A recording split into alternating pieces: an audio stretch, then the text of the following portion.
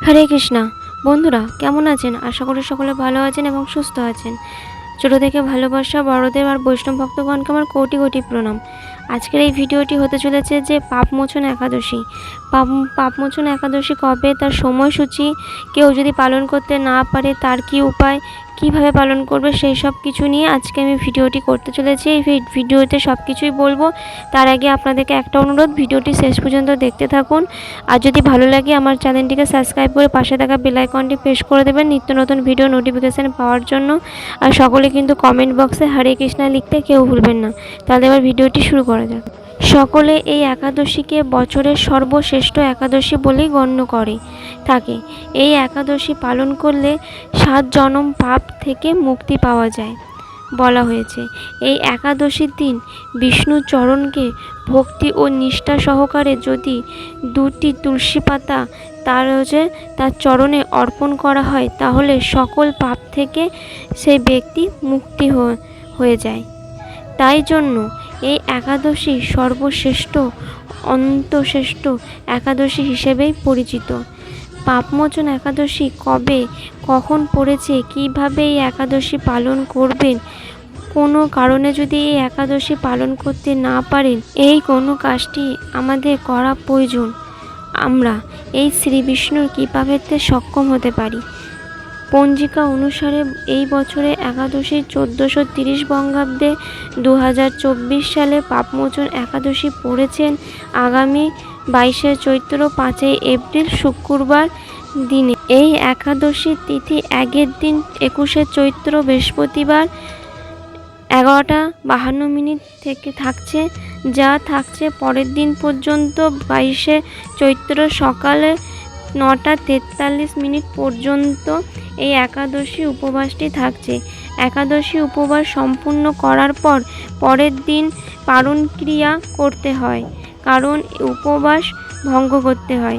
সেটি 6 এপ্রিল 23শে চৈত্র শনিবার সকাল 7:23 মধ্যে সম্পূর্ণ করা প্রয়োজন। পাপমোচন একাদশী নিয়ম বলা হয়েছে যে দশমীতে 1 হাড় অর্থাৎ অন্ন গ্রহণ করতে পারবেন এই একাদশীতে, নিহার এবং দ্বাদশীতে 1 হাড়। তবে অনেকেই হয়তো এই বিষয়ে সক্ষম নাও হতে পারে। একাদশীতে সম্পূর্ণ একাহার অনাহার পর্যন্ত পালন করতে পারেন। একাদশীর দিন শুধুমাত্র পঞ্চ রবিশস্য বর্জন করতে পারেন। ফল মূল আদি সমস্ত গ্রহণ করতে এই একাদশীতে পালন করতে পারেন। পঞ্চ রবিশস্য বলতে আপনারা হয়তো জানেন যে ধান জাতীয়, গম জাতীয়, জোচে, ভুট্টা জাতীয়, ফল জাতীয় এবং তৈল জাতীয় খাবার এই দিন বর্জন করতে পারেন।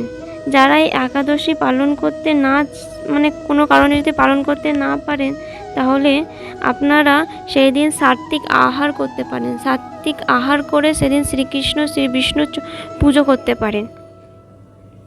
যারা এই একাদশী পালন করতে চান তাদেরকে শুক্রবার ব্রহ্ম মুহূর্তে উঠে স্নান করে উপবাসের প্রতি সংকল্প নিতে হবে।